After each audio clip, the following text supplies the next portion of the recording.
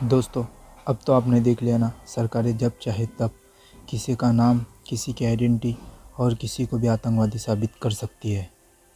चाहे देश की बात हो, चाहे विदेश की बात हो, जीता जागता उदाहरण आपके सामने है। यूक्रेन रशिया के वॉर में जिस तरह अमेरिका ने वहाँ के अमीरों को लूटा है, ये इसका सबूत है। सरकारें जब चाहे तब किसी को भी अपने उंगलियों पर नचा सकती है। जो भी सरकार के खिलाफ जाएगा या उसे निशाना बनाएगा तो सरकार उसे बड़े आराम से टारगेट कर सकती है।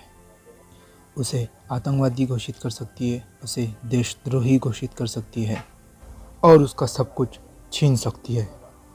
और ये दुनिया की हर सरकार के साथ होता है। फोर्ब्स की बात करें, फोर्ब्स एक बहुत बड़ी न्यूज़ संगठन है। उसके हिसाब से अब तक अमेरिका ने रशिया के सबसे बड़े बिलियनर्स को से 126 बिलियन डॉलर लूट चुके हैं। जब से पुतिन ने हमला किया है यूक्रेन पर, तब से इन्होंने जो रशियन बिलियनर्स से ओलिगार्ड्स, इन पर हमला किया है। दोस्तों, आपने ये शब्द ओलिगार्ड्स कई बार सुना होगा, लेकिन क्या आपको पता है इस ओलिगार्ड्स का मतलब क्या होता है?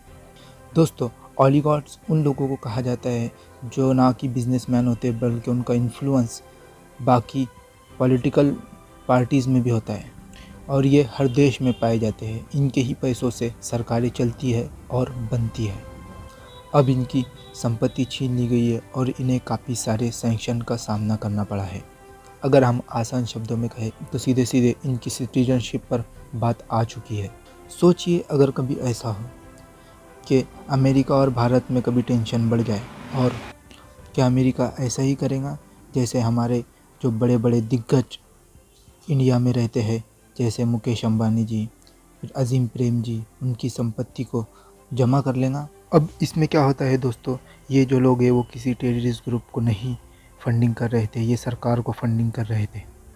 दोस्तों, मैं अभी आपको कुछ नाम बताता हूँ और बताता हूँ कि उनसे कितनी संपत्ति उनकी लूट ली गई है, और फिर भी वो लोग अपने देश के प्रेसिडेंट के साथ खड़े हैं, पुतिन के साथ खड़े हैं। सबसे पहला नाम है एलेक पेरो। ये काफ़ी बड़े बिजनेसमैन हैं रशिया के। किसी ज़माने में ये एक ऑयल सीयू वर्कर थे, गैसपिन ऑयल सीरीज़ में काम करते थे, वहाँ के एक वर्कर थे। बाद में इन्होंने मेहनत कर कर अपना नाम बनाया और अपने नाम से ही अपना बिज़नेस खुद का शुरू किया। और यही है वो जिन्होंने रशिया की सबसे बड़ी ऑयल कंपनी को शुरू किया, ल्यूब ऑयल। दोस्तों, इस बंदे की 17% इसकी संपत्ति इससे लूट ली गई। इसके अलावा सेकंड नंबर पे बात करते हैं केनेडी टिमोशेंको की। ये भी रशिया के बड़े बिजनेसमैनों में शुमार होते हैं।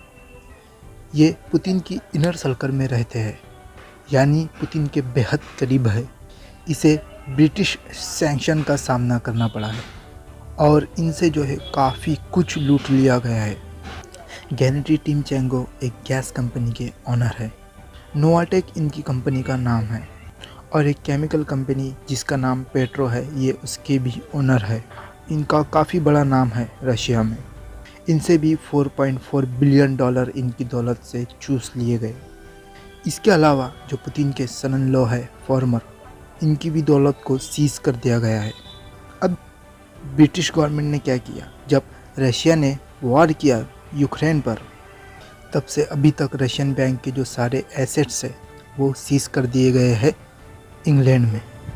हर बैंक का एक एसेट होता है, जैसे आईडीबीआई बैंक का है, एसबीआई बैंक का है, जो एक हिस्सा सरकार के पास रहता है। उसी तरह जो रशियन बैंक का स्टेक है उसे सीधी तरह सीज कर दिया गया है। और जो रशिया के व्यक्ति लंदन में काम कर रहे थे, उनसे सीधा ब्रिटिश गवर्नमेंट ने कह दिया कि आप सिर्फ 65,000 अपनी बैंक में रख सकते हैं।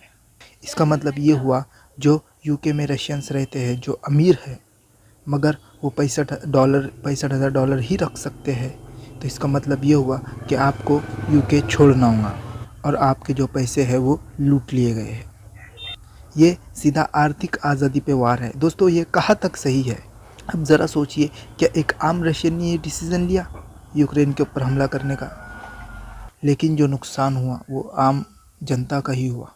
अब आप खुद सोच कर देखिए, क्या ये सही है? क्या ऐसा किया जाना चाहिए?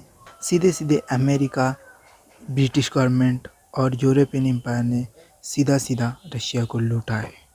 क्या ये सही है दोस्तों? नीचे कमेंट में आप ज़रूर बताएं।